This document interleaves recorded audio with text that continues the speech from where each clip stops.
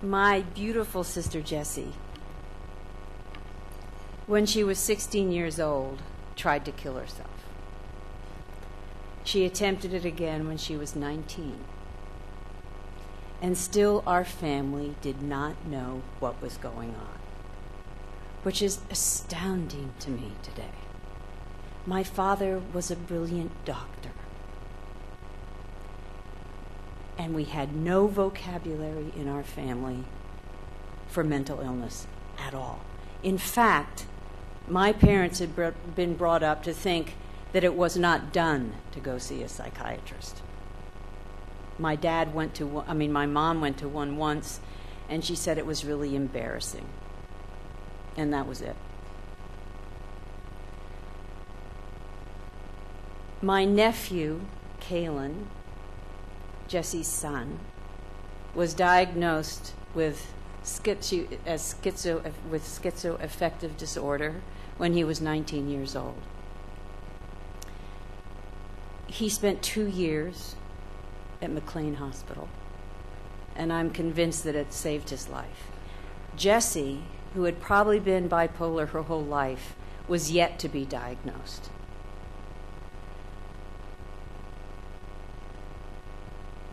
She finally was when she came to us and admitted that she was frightened, that she was suicidal, and she knew that she needed help.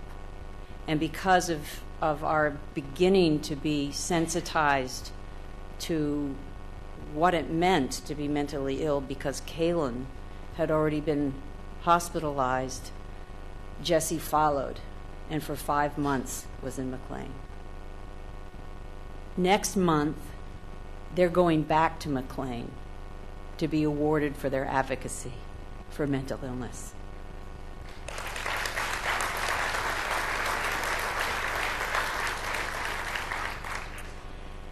I would not be here if it wasn't for them.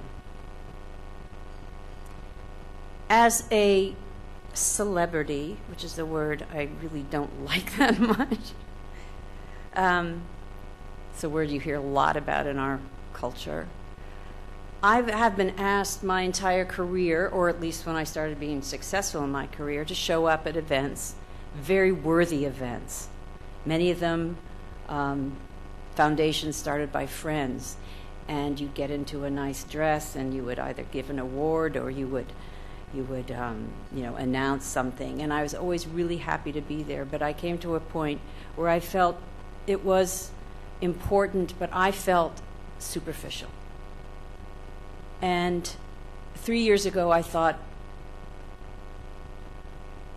I need to put all my nonprofit time into mental illness, because I'd seen what had happened to I'd seen the suffering actually that my sister and my nephew had gone through. So I didn't know who to go to.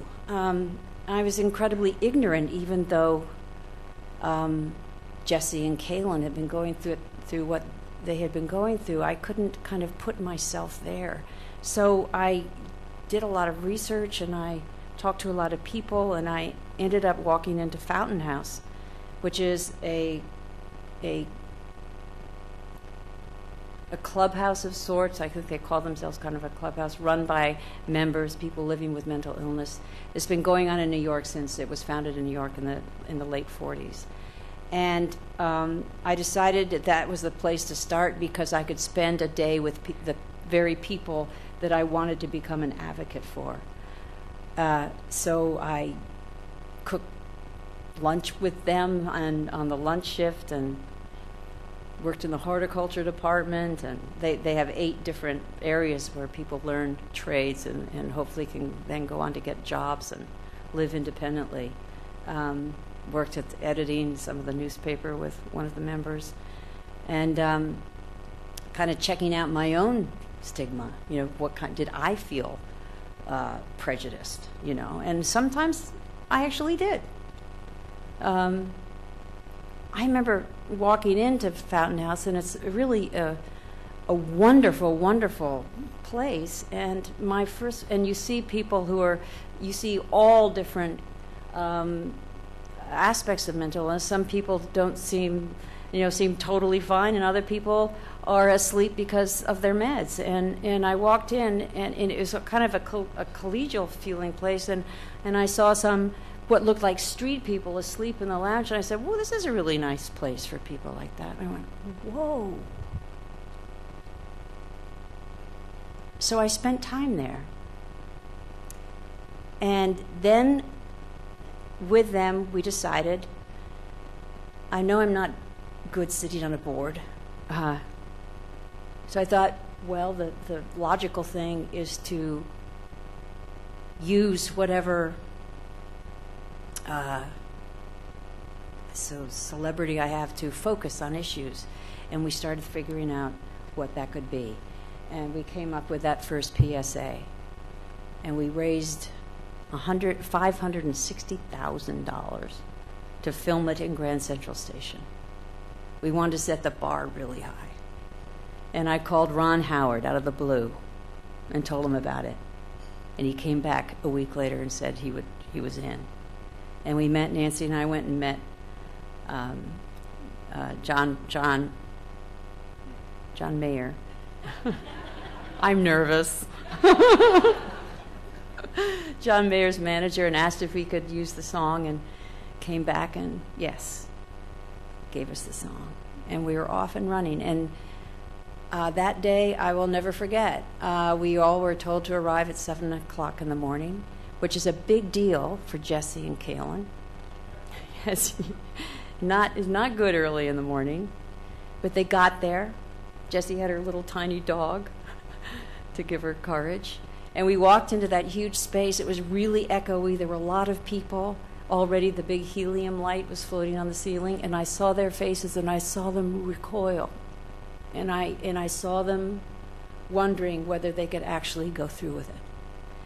And they did. And they are my heroes.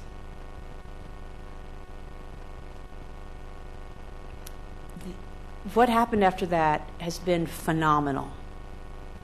We started our website. It's only been 6 months. We already have over 10,000 fans on our Facebook page, and many more as well on our Bring Change to Mind site. And I want to pay tribute tonight to Nancy Evans, who's our executive director, to all the core team that helped us start this. And what has been the phenomenon is the amazing core of volunteers which has grown up in the short period of time. Our mandate is that anyone who asks for help gets a personal reply within 48 hours, and we have stuck to that. And not only do they get a personal reply from someone who has been in the trenches with the issues that they're dealing with, but they get follow-up. And if they need it, they get further follow-up. And if they need it some more, they get further. And it is the person-to-person, authentic community that is building up that I think is going to change the face of mental illness and people's perception of it in this country. The Smiths are volunteers, and I want to acknowledge and thank those volunteers who came today, some all the way from quite a ways, in order to be with us tonight. There's Nancy Evans, Teresa Emerson, Cinda Johnson and Linnea Johnson, Nancy Scheiman, and Gina Hill. Please stand up and be acknowledged.